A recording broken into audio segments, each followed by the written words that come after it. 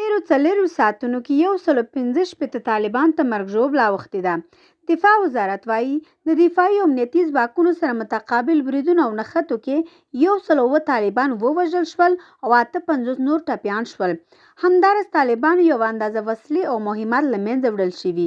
دغه طالبان د هېواد په لغمان، لوګر، پکتیکا، خوست، بلخ، فاریاب، هلمند، نیمروز، بدخشان، کندوز، تخار او کابل ولایتونو کې وژل شوي او ټپیان شوي دي. له بلې خوا ولسمشر غني ویلي چې طالبان د روان جنگ مسؤل دي. نوموړي پرون له والیانو سره په یو انلاین کنفرانس کې ویلي چې که چېرته طالبان فکر کوي چې دوی به ورته تسلیم شي نو په 100 کالو کې به هم خپل دې ارمان ته ونه رسیږي. بل لوري ته د ملي کنګرې ګوند رئیس عبداللطیف پیدرام نن په کابل کې یو خبري غونډې ته وویل چې هېواد له ګواښونکي او پیچلي وضعیت سره مخ دی.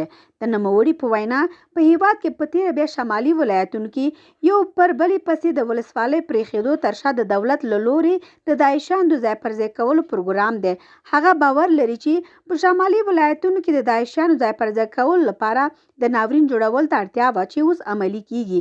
دا په داسې حال کې ده چې نن یو کنفرانس له لارې د امریکا ولسمشر جو بایدن د افغانستان په اړه خپله پریکړه وړاندې کړې ده.